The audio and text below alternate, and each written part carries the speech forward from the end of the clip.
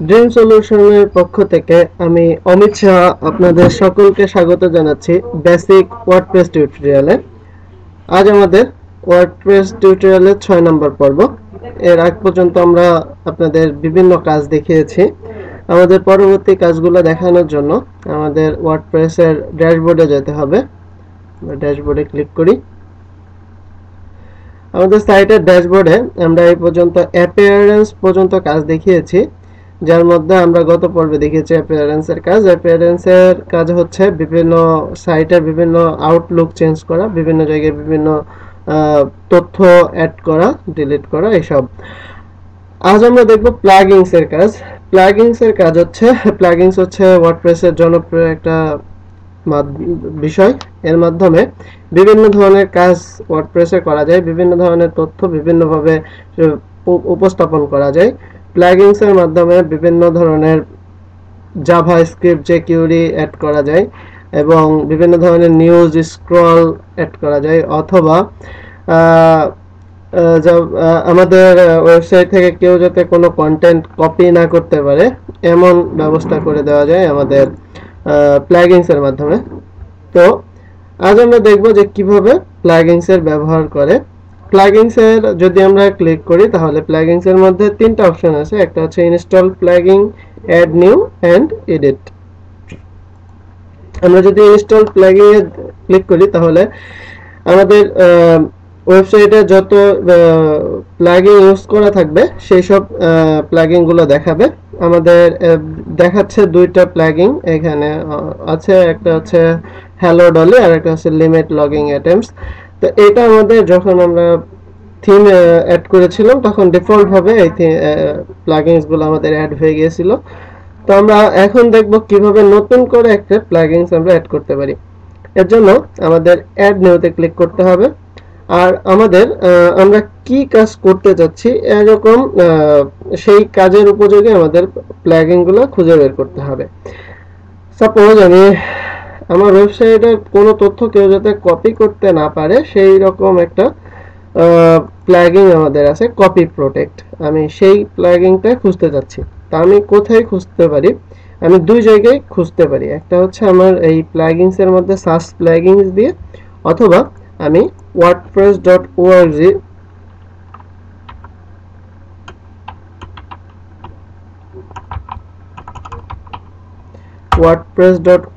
সাইটের প্লাগইনস এর মধ্য থেকে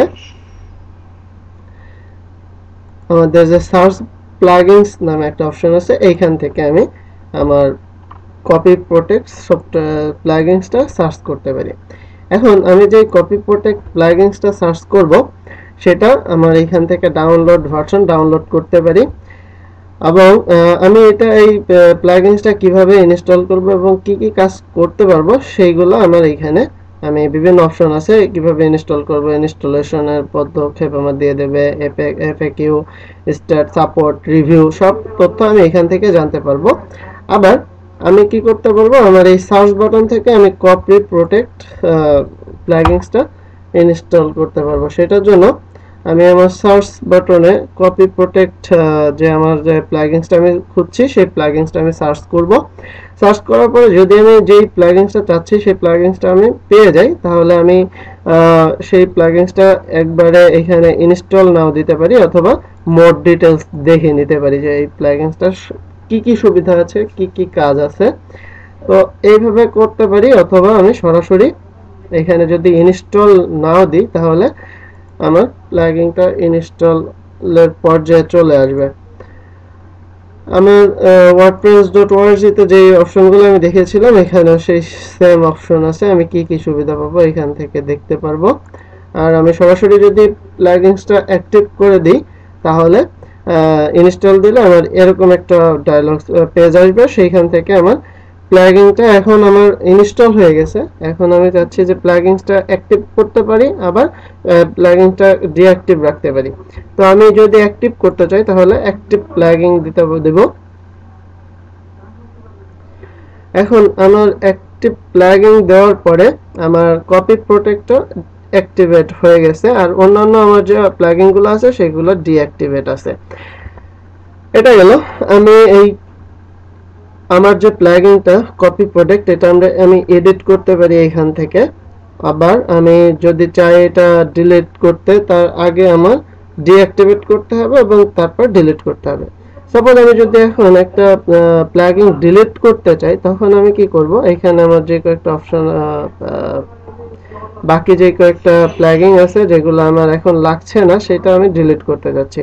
তো আমি সিম্পলি ডিলিটে ক্লিক করলে আমার ওই প্লাগইনটা ইয়েস ডিলিট দিস ফাইল এটা যদি আমি দেই, তাহলে আমার ফাইলটা ডিলিট হয়ে যাবে। আমার প্লাগইনটা ডিলিট হয়ে গেলে আমি পরবর্তীতে যদি প্লাগইনটা আমার কাজে লাগাইতে চাই, আবার ইনস্টল করতে হবে।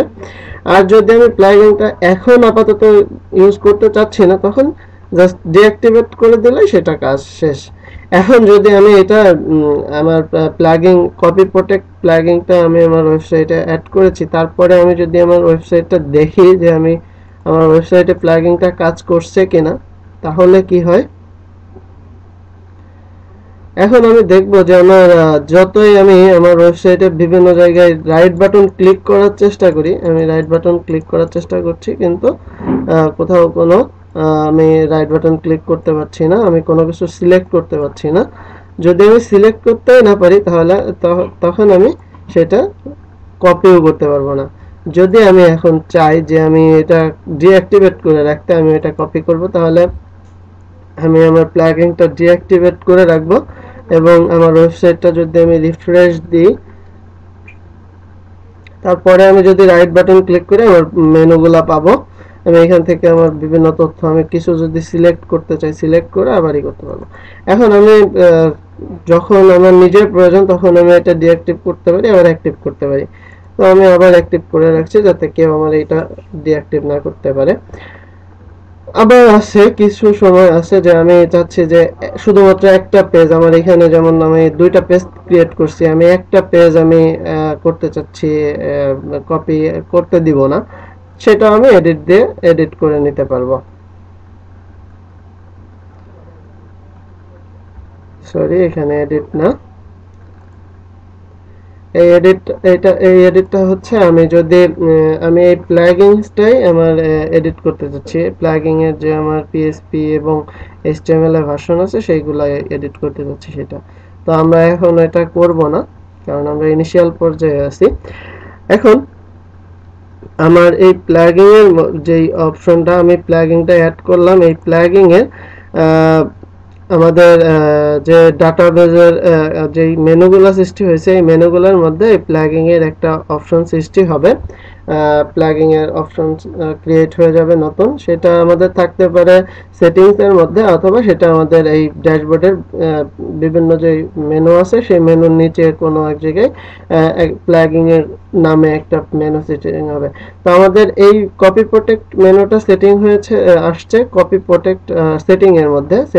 যদি আমি কপি প্রোটেক্টে যাই, এখন এইখানে আমার কপি প্রোটেক্ট এই জায়গা থেকে আমি আমার বিষয়গুলো চেঞ্জ করতে পারবো। তো আপনারা আপনাদের ওয়েবসাইটে কপি প্রোটেক্ট প্লাগইন ইউজ করবেন যাতে আপনার ওয়েবসাইটটা অন্য কেউ আপনার ওয়েবসাইট থেকে মূল্যবান তথ্য কপি করতে না পারে।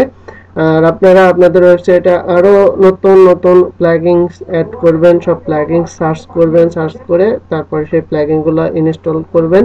তো আপনারা যখন প্লাগইনগুলো ইনস্টল করবেন, সেখানেই আপনাদের ওই প্লাগইন এর মধ্যেই বলা থাকবে কিভাবে ইনস্টল করবেন। আর তারপরে যদি ইনস্টল করতে না পারেন, কোনো প্রবলেম হয়, তাহলে আমাদের গ্রুপে পোস্ট করবেন।